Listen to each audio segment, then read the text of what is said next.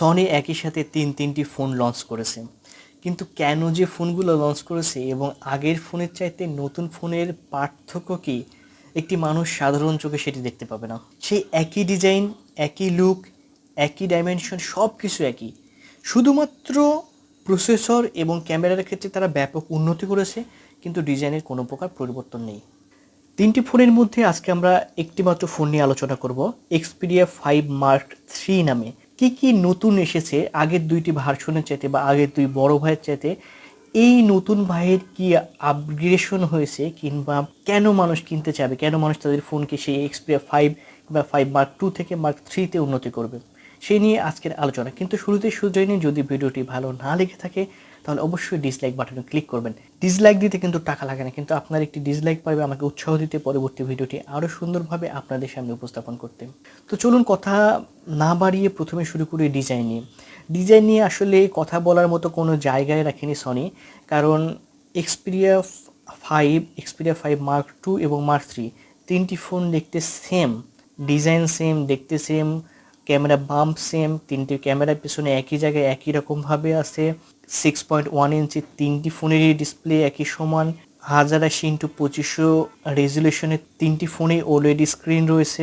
ওজনের একটু তারতম্য রয়েছে, প্রথম ফোনটি 164 গ্রাম, তারপর 63 গ্রাম এবং এবার 168 গ্রাম ওজনে হয়েছে। এছাড়া আর কোনো পার্থক্য নেই ডিজাইন এবং আউটলুকে। এখানে তারা কেন যে ডিজাইনটা চেঞ্জ করছেন আমার মাথায় একটু আসছে না। একদিকে এলজি ফোন কোম্পানি ফোন বের করা বন্ধ করে দিল এবং তাদের ডিজাইনগুলো একটি থেকে আরেকটি সম্পূর্ণ মানে আলাদা থাকতো, কোনো প্রকার আগেরটার সাথে কোনো মিলই খুঁজে পাওয়া যেত না।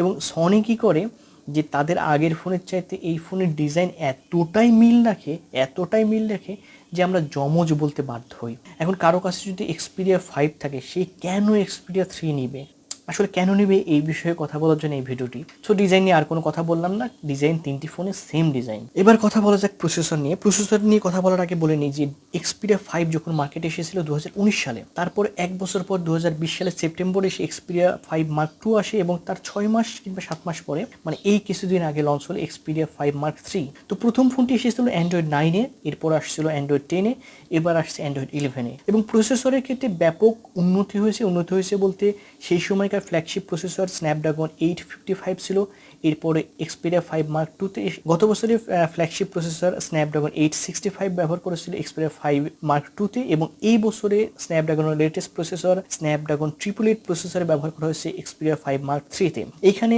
অনেক পরিবর্তন এসেছে, কারণ পারফরমেন্সের যেহেতু অনেক পরিবর্তন আসবে, কারণ সেই স্ন্যাপড্রাগন 855 থেকে স্ন্যাপড্রাগন 888 অনেক উন্নত, প্রায় দ্বিগুণ পারফরমেন্স দিবে নতুন এই প্রসেসরে। কিন্তু পারফরমেন্স দ্বিগুণ দিলে কি হবে, মানুষ তো আউটলুকটা প্রথমে দেখে, কথাই তো আছে আগে দর্শনধারী পরে গুণ বিচারী।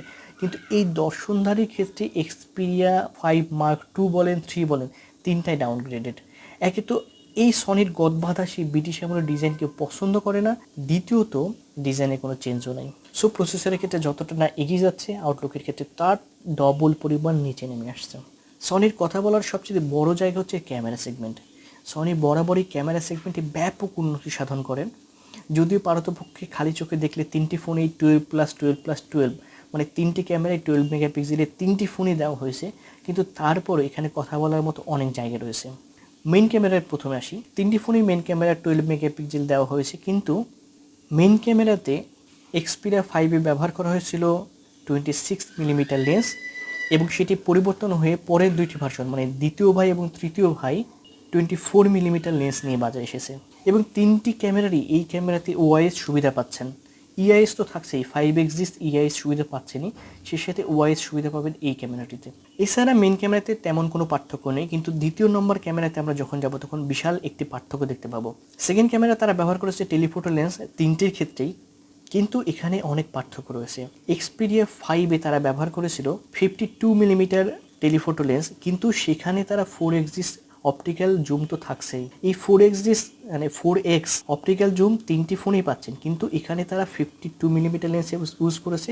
Xperia 5 Mark II-তে এসে 70 মিলিমিটার লেন্স ইউজ করেছে, এবং যখন Mark III-তে আসি তখন 105 মিলিমিটার লেন্স ব্যবহার করতে পারবেন, মানে প্রায় 100 থেকে 200 মিটারের ছবি আপনি বিনা লসে, বিনা রেজলিউশন লসে ছবি তুলতে পারবেন।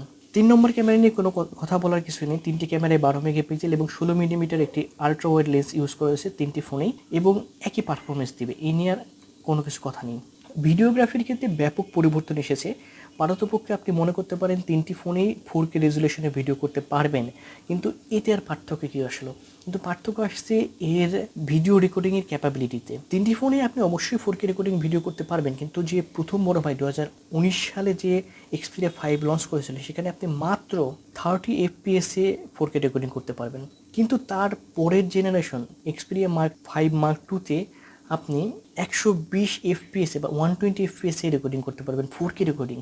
ভাবা যায় যে একটি 4K রেকর্ডিং ভিডিও করছেন, সেখানে আপনার ফ্রেম পার সেকেন্ড স্পিড পাবেন 120, এবং এই ক্ষেত্রে যদি আপনি 3 নম্বর ভাইয়ের কাছে আসেন, মানে Xperia 5 Mark 3-তে আসেন, এখানে 240 FPS পাবেন। মানে এত বেশি স্পিডে 1 সেকেন্ডে আপনি 240টি ফ্রেম ক্যাপচার করতে পারবেন। সো বুঝতে পারছেন 4K রেকর্ডিংয়ের ক্ষেত্রে, মানে যারা সিনেমাটোগ্রাফি করে, যারা ভ্লগিং করে, যারা কন্টেন্ট ক্রিয়েটর, তাদের জন্য একটা পারফেক্ট ফোন হতে চলেছে এটি, এবং ডিএসএলআরের বিকল্প হিসেবে কাজ করতে পারে ভিডিওগ্রাফির ক্ষেত্রে, সিনেমাটোগ্রাফির ক্ষেত্রে। এছাড়া আপনি 5 এক্সিস EIS সাপোর্ট পাচ্ছেন, ওয়াইএস সাপোর্টও পাচ্ছেন। সো যারা সিনেমাটোগ্রাফার করেন, যারা একটা ভালো ফোন খুঁজছেন যা দিয়ে ভালো ভিডিও করতে পারবেন, এটি একটি পারফেক্ট চয়েস হবে তার জন্য। সামনের ক্যামেরা আসি। সামনের ক্যামেরার ক্ষেত্রে কোনো কিছু নেই, 8 মেগাপিক্সেল 3টি ক্যামেরা, এবং এখানে আপনি 1080 পিক্সেলে ভিডিও রেকর্ডিং করতে পারবেন। এখানে একটি 4K রেকর্ডিংয়ে ভিডিও রেকর্ডিং দিলে খুব ভালো হতো, যেটা আমি খুব মিস করছি, কারণ ভ্লগিংয়ের যুগে ফ্রন্ট ক্যামেরা অনেক ভালো ইউজ হয়, এবং যারা ভ্লগিং করে সব কিছু ফ্রন্ট ক্যামেরা দিয়ে ভিডিও করতে হয়, অনেক কিছু কথা বলতে হয়, তখন ফ্রন্ট ক্যামেরাটা বেশি ইউজ করা হয়। সবসময় তো ব্যাক ক্যামেরা দিয়ে ভিডিও করা যায় না, সেক্ষেত্রে একটি ডাউনগ্রেডেড বলা যায়। তারা যত কিছু দেওয়ার সব কিছু ব্যাক ক্যামেরাতে দিয়েছে। এবং 12 মেগাপিক্সেল দিয়ে নাক ছিটকাবেন না অবশ্যই, কারণ আপনারা ইতিমধ্যেই জানেন যে মেগাপিক্সেল আসলে does not matter. 12 megapixel is enough for 4K recording. আপনি চিন্তা করে দেখেন যে অন্যান্য ফোনের 108 মেগাপিক্সেল, 64 মেগাপিক্সেল, 48 মেগাপিক্সেল দিয়েও আপনি 4K রেকর্ডিং করতে পারেন না, অথচ এই 12 মেগাপিক্সেল ফোন দিয়েই আপনি 4K রেকর্ডিং করতে পারবেন। সো এখানেই প্রমাণিত হয়ে যায় যে আসলে মেগাপিক্সেল যে কোম্পানি দেখায় মূলা ঝোলায়, সেই মূলাটা আসলে কিছুই না। 12 মেগাপিক্সেল ইজ এনাফ। এবারে আরেকটি জায়গায় এই Xperia Mark 3 উন্নতি করেছে, সেটা হচ্ছে ব্যাটারি সেগমেন্টে। Xperia 5 যখন লঞ্চ হয়, তখন তারা লঞ্চ করেছিল 3000 মিলিঅ্যাম্পিয়ার ব্যাটারিতে, এবং এরপরে যখন Xperia 5 Mark 2 আসে, তখন লঞ্চ করেছিল 4000 মিলিঅ্যাম্পিয়ারে। এইবার তারা 4500 মিলিঅ্যাম্পিয়ার ব্যাটারি দিয়েছে Xperia 5 Mark 3-তে। শুধু তাই না, এখানে তারা একটি 30 ওয়াটের ফাস্ট চার্জার দিয়েছে, যার সাহায্যে আপনি মাত্র 30 মিনিটে 50% চার্জ করে দিতে পারবেন। সো এই ছিল আজকে ভিডিও এই পর্যন্ত। যারা সিনেমাটোগ্রাফার করেন, যারা ফটোগ্রাফি করেন, যারা ভিডিও মেকিং করে, যারা কন্টেন্ট ক্রিয়েটর, তাদের জন্য এটি একটি পারফেক্ট ফোন, যদিও এর দাম অনেক বেশি, প্রায় 1 লাখ টাকার কাছাকাছি বাংলাদেশি টাকার দাম পড়বে এই ফোনটির। সো এত টাকা দিয়ে যদি ফোন কিনতে চান, যদি ভিডিওগ্রাফি করতে চান, যদি সিনেমাটোগ্রাফার হয়ে থাকেন, যদি সবসময় পকেটে করে একটি ভিডিও ক্যামেরা নিয়ে ঘুরতে চান, তাহলে এই ফোনটি আপনার জন্য। তো এই ছিল ভিডিওটি আজকে এই পর্যন্ত। আশা করি ভিডিওটি ভালো লাগেনি। আজকে ভিডিওটি যদি ভালো না লেগে থাকে, তাহলে অবশ্যই ডিসলাইক বাটনে ক্লিক করবেন। আর সবাই ভালো থাকবেন, আশেপাশে পরিষ্কার পরিচ্ছন্ন রাখবেন। মনে রাখবেন, পরিষ্কার পরিচ্ছন্নতা ইমানের অঙ্গ।